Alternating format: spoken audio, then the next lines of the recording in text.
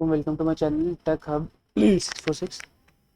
इस वीडियो के अंदर हम 3D प्रिंटिंग के बारे में बात करने वाले हैं। सो 3D प्रिंटिंग क्या होता है? 3D प्रिंटिंग एक मैन्युफैक्चरिंग एडिटिव है, ठीक है, जिसमें रेवोल्यूशनरी टेक्नोलॉजी आई थी, जो इनेबल करता है creation of different dimensional objects. मतलब कि 3D प्रिंटिंग से ये मतलब है कि जिस तरह हमने सुना होगा पेपर प्रिंटिंग होती है, पेपर के ऊपर जो हम टाइप करते हैं वो प्रिंट हो जाता है। इस तरह 3D प्रिंटिंग के अंदर जो मॉडल हम डिज़ाइन करते हैं डिफरेंट सॉफ्टवेयर के थ्रू, CAD सॉफ्टवेयर होते हैं जिनके थ्रू हम इन मॉडल्स को डिज़ाइन करते हैं, ठीक है। तो इन ये डिज़ाइन जो हैं एक प्रिंटेड फॉर्म में निकल आते हैं, बट जो प्रिंट निकलता है डायमेंशनल ऑब्जेक्ट्स की तरह का होता है। किसी तरह कोई भी ऑब्जेक्ट प्रिंट हो जाता है मशीन के थ्रू, ठीक है। Also known as it is a revolutionary technology that enables the creation of three-dimensional objects from a digital model or design.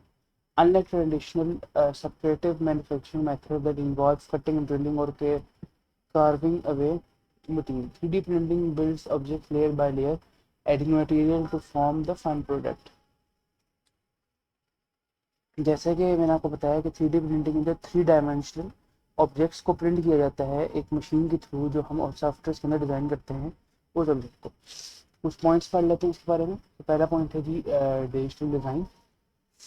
The process begins with creating a 3D model of the desired object using computer aided design CAD software और 3D modeling programs।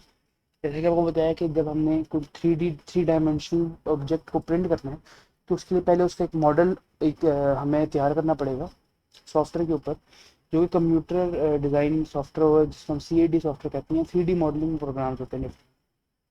The digital model serves as the blueprint for the object comes from this.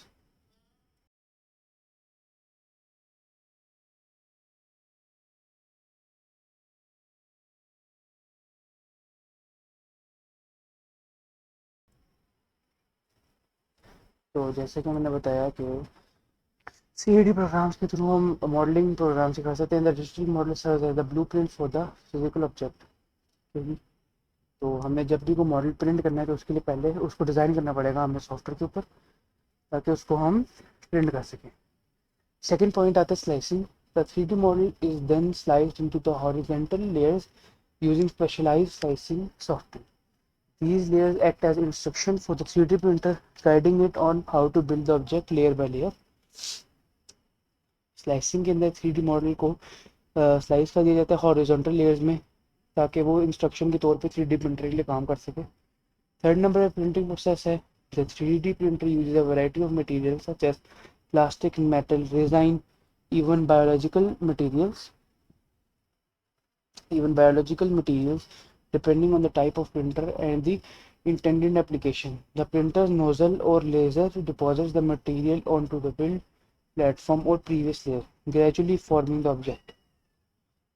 चौथे नंबर पे हमारे पास आ जाता है layer by layer building. The printer continues to add layers on one on top of other, following the instructions from the sliced digital model. This layer by layer approach gives 3D printing its additive nature, allowing the intricate the complex designs.